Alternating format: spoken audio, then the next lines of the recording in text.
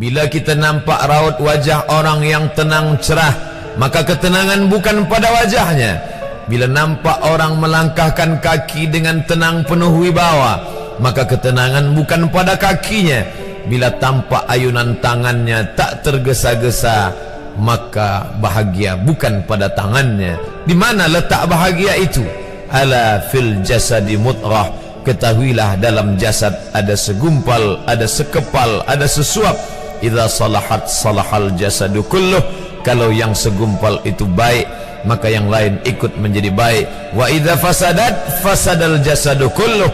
Kalau yang segumpal itu rusak, maka dia pun ikut menjadi rusak. Yang segumpal itulah yang mengendalikan mata, telinga, tangan, kaki. Yang segumpal itulah tempat rindu, benci, marah, ridha, ikhlas, fasik, hasad, kufur. Di sanalah bersemayam rindu dan benci. Maka jangan terlampau benci. Habib habibaka haunamma. Kalau kau sayang, sayanglah secukupnya sahaja. Karena boleh jadi hari ini kau sayang, besok berubah menjadi kebencian. Kalau kau benci, bencilah secukupnya sahaja. Boleh jadi esok pagi dia menjadi orang yang tersayang. Berapa banyak puan-puan berkata, siapa itu? Itulah orang yang dulu paling aku benci.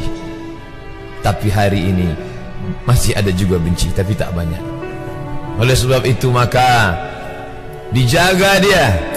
Yauma la yanfa'u malun. Hari itu tak ada guna harta, wala banun, tak ada guna anak, illa man atallah, kecuali orang yang datang menghadap Allah biqalbin salim, dengan hati yang salim. Qab lam ba, qallaba, berbolak-balik. Qallaba, tidak selamanya bahagia. Kadang pagi hati tenang, petang datang dia pun susah. Kadang pagi hati lapang, petang tiba dia pun gundah. Maka apa yang dapat menolong? Ala bizikrillah, ketahuilah dengan banyak menyebut mengingat Allah, tatma'innul qulub, maka hati akan menjadi lapang. Qalbul mu'min baina asabi'ir rahman, hati orang beriman berada di antara jari jemari kuasa Rahman. Kalau dia hendak, dia balikkan yang senang menjadi susah. Kalau dia berkehendak yang susah, dia balik menjadi lapang. Berapa banyak orang yang tampaknya mungkin kita kata dia susah, tapi dia masih boleh tersenyum. Sebaliknya orang yang menurut pandangan zahir kita cukup segala, makan, pakai, tapi tampaknya kesenangan tak pernah singgah. Apa sebab? Kerana hati milik Allah. Dia ada dalam diri kita, tapi dia bukan punya kita. Lillahi ma fis samawati wa ma fil ard. Apa di langit, apa di bumi, milik Allah. Balikkan kepada Allah. Dari Allah balik kepada Allah.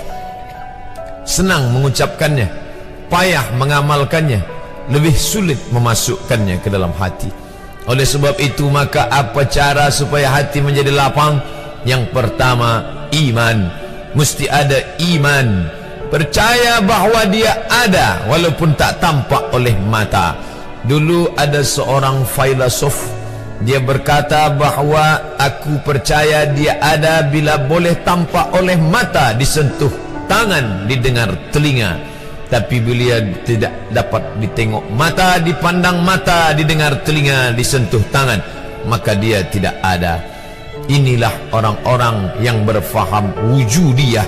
Wujud ada, mikrofon ada, mimbar ada, orang ada, kerana aku boleh menatap dengan mata, mendengar suara dengan telinga, bersapa tangan dengan alat yang diciptakan Allah Subhanahu wa ta'ala. Tapi kita mengenal dia bukan kerana rupa. Bahkan bila kita pejam mata nampak berbagai macam rupa, itukah dia? Bukan. Walam yakul lahu kufuwan ahad. Bila kita pandang tengah malam tampak bermacam warna rupa, itukah dia? Ma khatara bibalik fallahu laysa kadzalik. Apa yang terlintas di hatimu, maka dia tidaklah seperti itu. Dia tak dapat dipandang dengan mata. La tudrikuhul absaru, dia tak dapat ditangkap mata. Wa huwa yudrikul absara, dialah yang dapat menatap mata. Jangankan dia, wajah kita pun kita tak boleh melihatnya. Siapa yang boleh melihat wajahnya?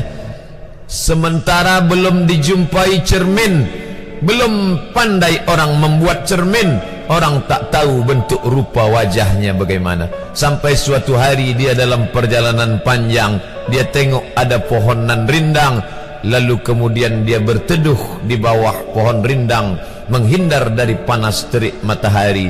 Di bawah pohon rindang ada kolam air. Maka saat dia akan mengambil minum dari air kolam, disitulah dia melihat wajahnya. Oh, begitu rupa wajah di dalam air kolam.